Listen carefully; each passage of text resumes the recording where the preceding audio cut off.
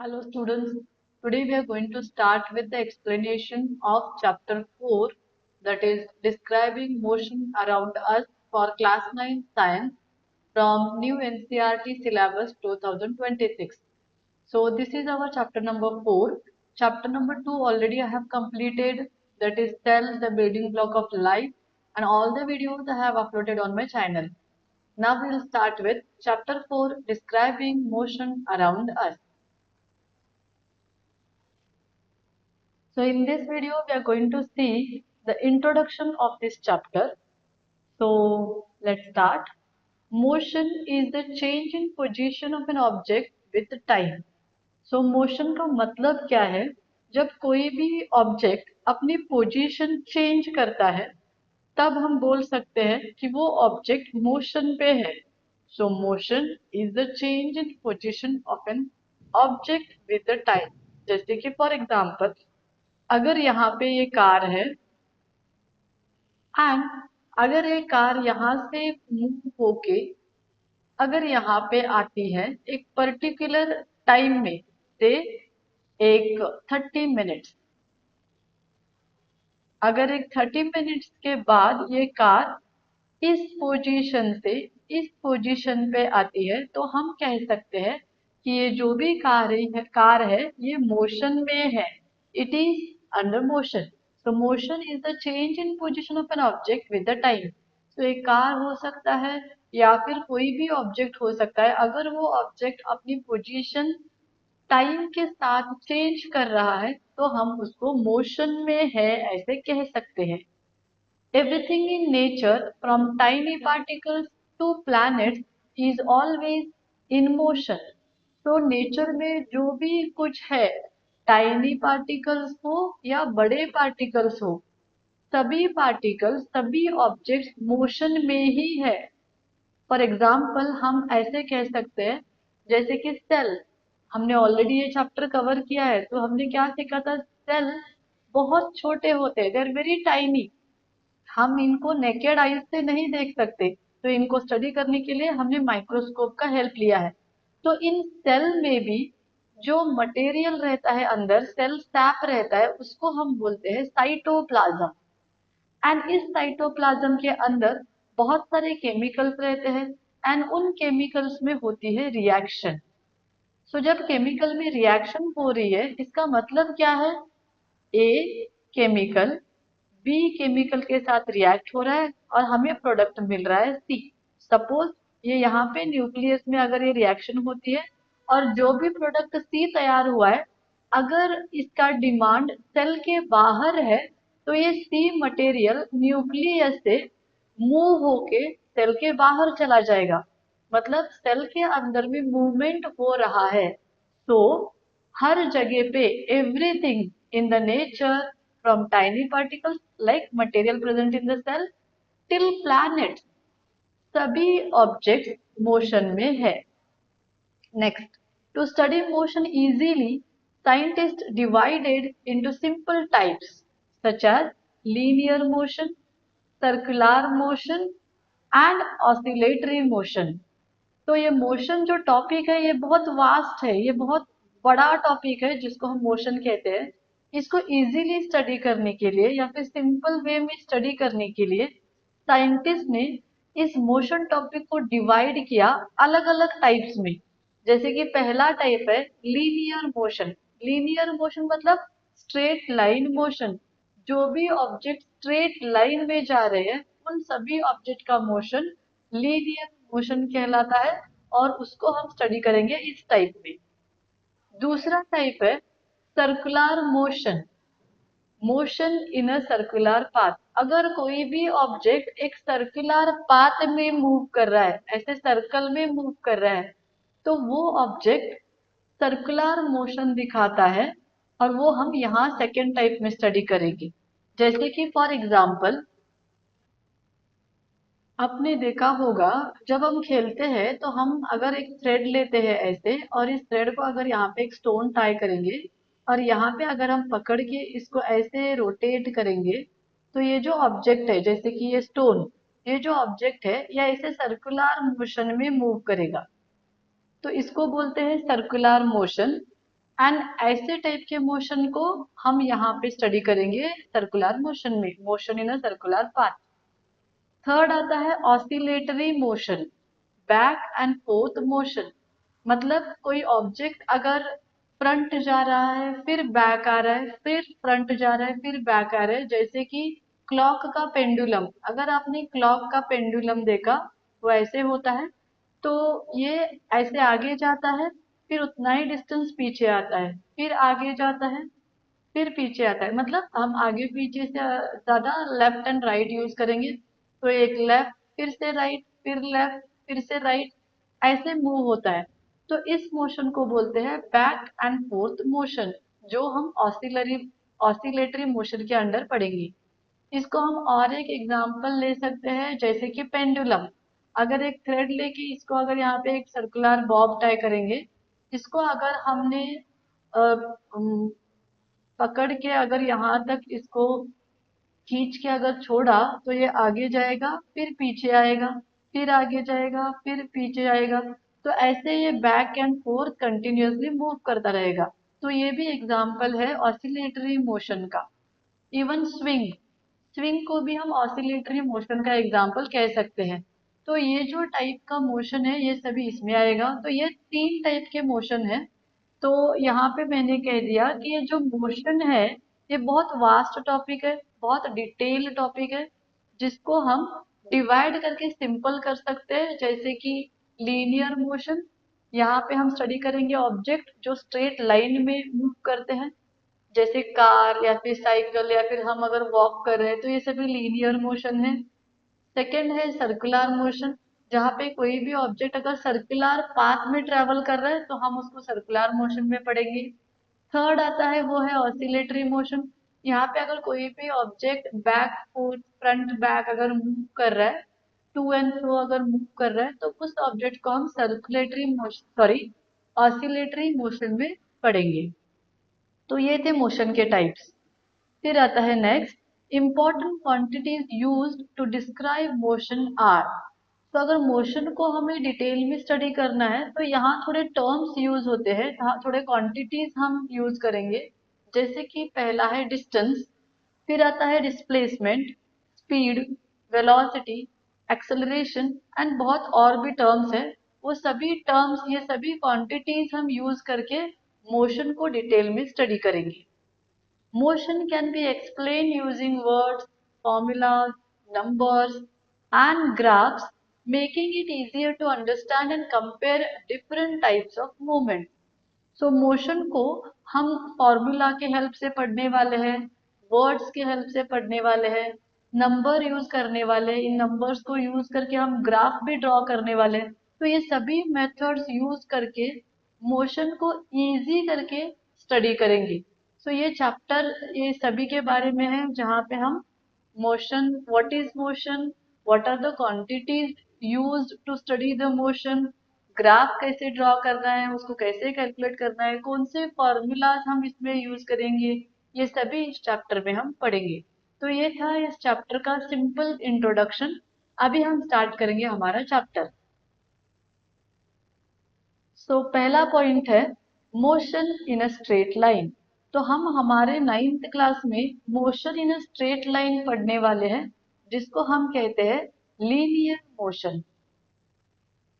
इसको हम पढ़ने वाले हैं डिटेल में हमारे नाइन्थ क्लास में, और थोड़ा बहुत सर्कुलर मोशन का इंट्रोडक्शन देखने वाले हैं।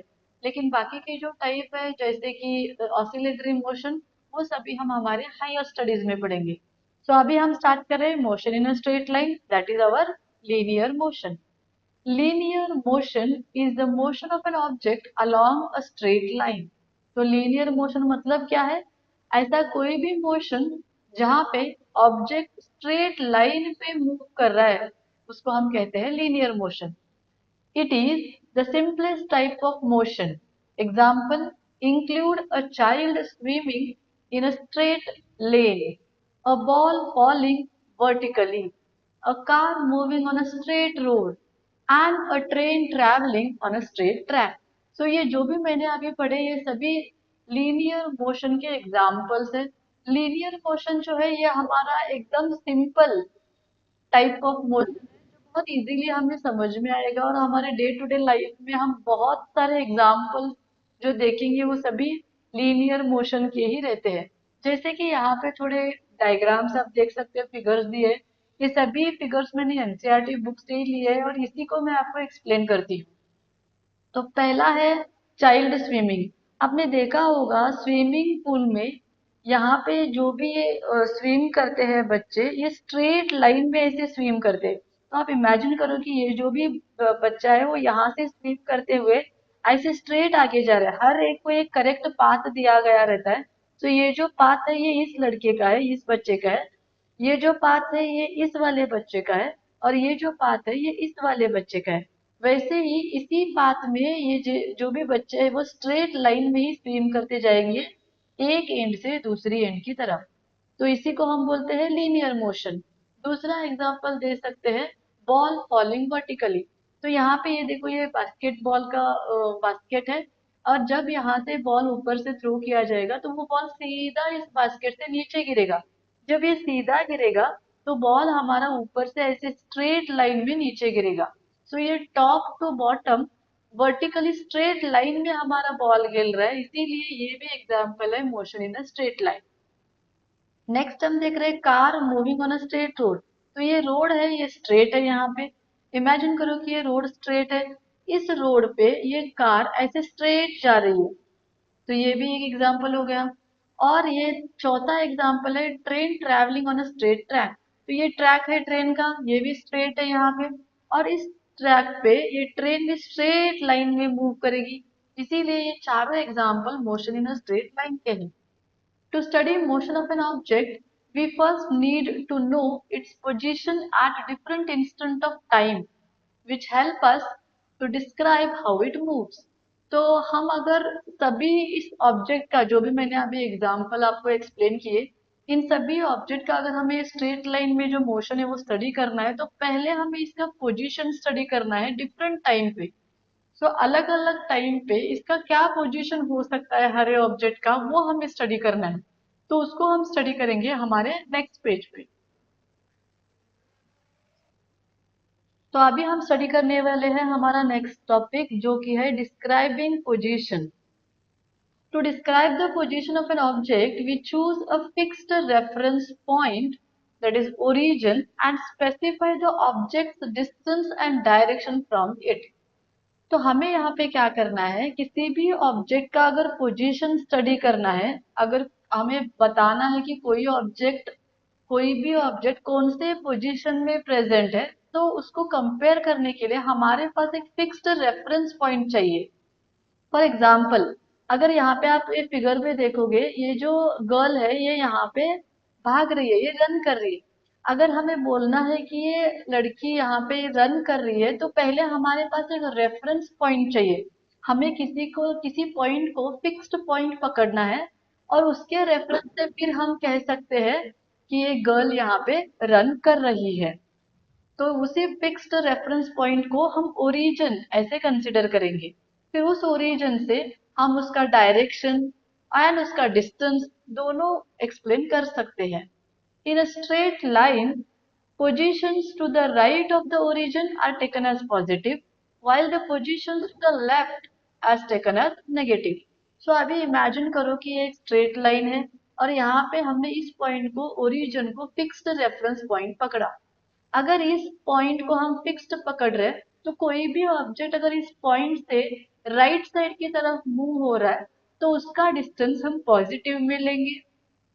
एंड इस रेफरेंस पॉइंट से अगर कोई भी object opposite side, that is left side पे अगर मूव कर रहा है तो ये जो भी डिस्टेंस है या फिर डिस्प्लेसमेंट है उसको हम नेगेटिव में ले लेंगे। आई होप आपको समझ में आ रहा है, बहुत इंपॉर्टेंट है, ध्यान में रखिए।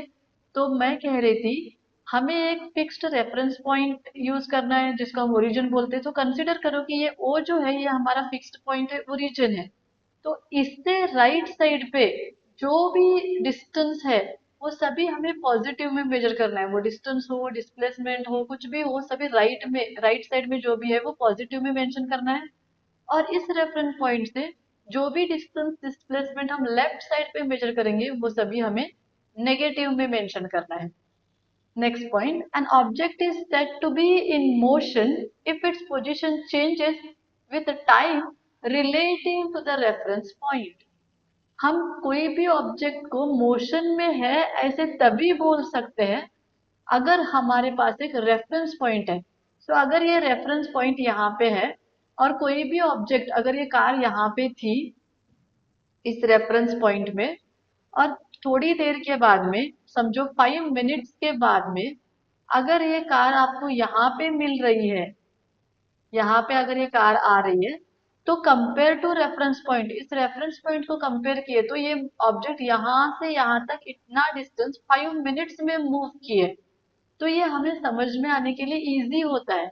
मतलब अगर हमारे पास एक रेफरेंस पॉइंट है तो हम इजीली कह सकते हैं कि ये ऑब्जेक्ट यहाँ से यहाँ तक मूव किया है with the help of with time. So इसीलिए हमारे पास एक रेफरेंस पॉइंट इंपॉर्टेंट है। सो कोई भी चीज अगर मूव कर रही है या हमें एक्सप्लेन करना है तो आप याद रखिए हमें क्या देखना है, change in position with time. So time के साथ हमें इसका पोजीशन चेंज हुआ है कि नहीं वो देखना है। If position does not change with time, the object is said to be at rest. So अगर कोई ऑब्जेक्ट टाइम के साथ अपना पोजीशन नहीं चेंज कर रहा है तो हम कह सकते हैं कि वो ऑब्जेक्ट रेस्ट पे है। जैसे कि फॉर एग्जांपल इस लाइन पे अगर ये हमने यहाँ पे ओरिजिन लिया, फिक्स पॉइंट है, एंड यहाँ पे समझो एक ट्री है, ये ट्री हमारा एक ऑब्जेक्ट है। कितना भी टाइम हो जाए, 5 मिनट्स, 10 मिनट्स, 6 मिनट्स, 20 मिनट्स, लेकिन ये ट्री यहाँ से मूव नहीं होता, ये प्लांट यहाँ से मूव नहीं होता। मतलब टाइम तो जा रहा है, टाइम तो आगे जा रहा है, 5, 6, 7, 8, 9, 10 मिनट्स, लेकिन टाइम के साथ ये ऑब्जेक्ट अपना पोजीशन चेंज नहीं कर रहा है, वो एक फिक्स्ड पॉइंट पे ऐसे ही रुका है। तो हम कह सकते हैं कि ऑब्जेक्ट रेस्ट पे है। ट्री ले सकते हैं, नहीं तो आप पार्किंग की हुई कार भी ले सकते हैं। जब हम कार या फिर टू व्हीलर पार्क करते हैं तब वो वहां से मूव नहीं होती, टाइम आगे जा सकता है, 2, 3, 4, 5, 6 टाइम कंटिन्यू होता है, टाइम कभी नहीं रुकेगा। लेकिन टाइम के साथ वो पार्क की हुई कार या फिर वो टू व्हीलर उसी जगह पे ऐसे ही रुकती है। तो हम बोल सकते हैं कि वो ऑब्जेक्ट रेस्ट पे है। लेकिन जब वो ऑब्जेक्ट अपना पोजीशन चेंज करती है टाइम के साथ, तब हम कह सकते हैं कि वो ऑब्जेक्ट मोशन में है। सो यही है describing position of the object. I hope आपको ये टॉपिक समझ में आया है। तो ये जो डायग्राम यहाँ पे मैंने लिया है ये हमारे एनसीईआरटी बुक में से आप देख सकते हैं। तो ये ओ मतलब ये ओरिजिन है। तो यहाँ पे हमने ओरिजिन को हमारा फिक्स्ड पॉइंट पकड़ा जहाँ पे हमने लिखा है 0 मीटर। फिर आगे ये जो साइड है ये राइट साइड है। तो इस राइट साइड पे जो भी डिस्टेंस आप मेजर करोगे वो सभी पॉजिटिव में रहेगा। तो +20, +40, +60, +80, +100, आप देख सकते हैं यहाँ पे मैंने पॉजिटिव लिया है। और ये एरो इंडिकेट करता है कि जो भी डिस्टेंस राइट साइड पे है वो सभी पॉजिटिव। वैसे ही अगर हमने कोई डिस्टेंस लेफ्ट साइड पे मेजर किया, तो ये है हमारा लेफ्ट साइड, तो कोई भी डिस्टेंस अगर इस साइड लेफ्ट साइड पे मेजर कर रहे हैं तो ये सभी डिस्टेंस हमारे नेगेटिव में रहेंगे। तो यहाँ पे लिया है -20, आगे अगर आप जाओगे तो -40, और ये यहाँ पे कंटिन्यू होते जाएगा। आप देख सकते हैं यहाँ पे एरो किया है और यहाँ पे लिखा है नेगेटिव। सो ये ओरिजिन है, ये पॉजिटिव और इस तरफ पे नेगेटिव है। सो ये था हमारा first video describing motion of the object. I hope आपको ये इंट्रोडक्शन वाला पहला वीडियो समझ में आएगा। तो अगर आपको मेरे इस वीडियो से थोड़ा भी हेल्प हो रहा है तो मेरे वीडियोस को लाइक कीजिए, शेयर कीजिए, एंड प्लीज मेरे चैनल को सब्सक्राइब कीजिए। Thank you so much.